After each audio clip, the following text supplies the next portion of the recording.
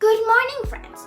Welcome back to our Back to School Survival Guide series. How is everyone's school year going so far?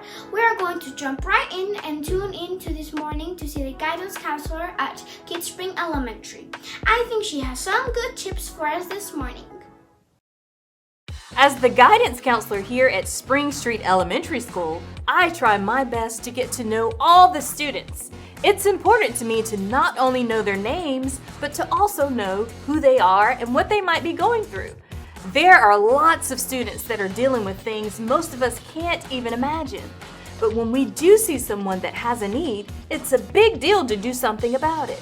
That's why I like to tell all of my students that when you see a need, you should meet a need. Now, if we think of all the needs of every single person around us, it's a little bit overwhelming, right? But there are some things that we can do. Let's say you're in the lunchroom and you see that someone doesn't have enough food. You can give them some of your food and even get your friends to pitch in to give them a good lunch. I know that sometimes it might be hard to give your things to others, but if you have more than you need and someone else doesn't have enough, you should be willing to give. Meeting the needs of others doesn't always have to do with things. It could mean giving your time by helping someone with their homework, or it could be that one of your classmates might be going through a tough time. You can sit down and be a friend who will listen. That might be just exactly what they need. The important thing to know is that when you see a need, you should not ignore it, thinking that someone else will help.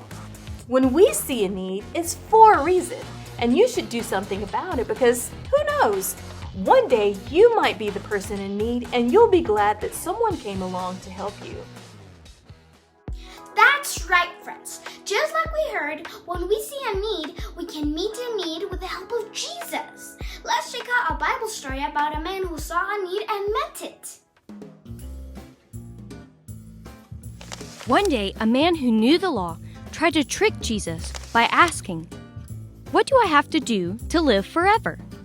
Jesus replied, "Love your neighbor as yourself." But the man wanted to show that he did what was right. He responded, "Who is my neighbor?" Then Jesus told him a story. There once was a man who was traveling from Jerusalem to Jericho. As he was walking, there were some robbers that jumped out and attacked him. They took his clothes, beat him up, and left him lying near the road. Soon, a priest came down the road. He saw the hurt man, but he moved to the other side of the road to avoid him. He just kept on walking. Another man came down the road.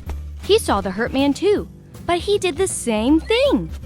He moved to the other side of the road and just passed on by. Then a Samaritan man came walking along the road. He saw the hurt man too and felt sorry for him. The Good Samaritan went over to him, took care of his cuts and bruises, placed him on a donkey, and took him to an inn so he could rest. The Samaritan even took out his own money to pay the innkeeper. "Take care of him," he said. "When I return, I will pay you back for any extra expense you may have." Just like the Samaritan saw the man who was hurt and did something about it, Jesus wants us to see a need and meet a need. Wow, what an amazing story! We may not need to stop to help hurt people on the side of the road very often, but there are needs around us all the time. Sometimes there are as simple as letting someone borrow a pencil, or sometimes there are bigger needs, like including a friend who feels left out. Whatever the need is, we can be like the Samaritan man and meet the needs that we see. It is easier to remember this when we have God's Word stored in our hearts. Let's practice our series memory verse together. Boys and girls, it's easier to give our best at school, home, and anywhere we go when we have God's Word stored in our hearts and minds. The verse we've been memorizing is all about remembering and applying instruction from the Bible. Can you say it with me? Hold on to the instruction and don't let it go. Guard it well, for it's your life. Proverbs 4:13. Bye, friends. Have a great week at school. Go meet some needs.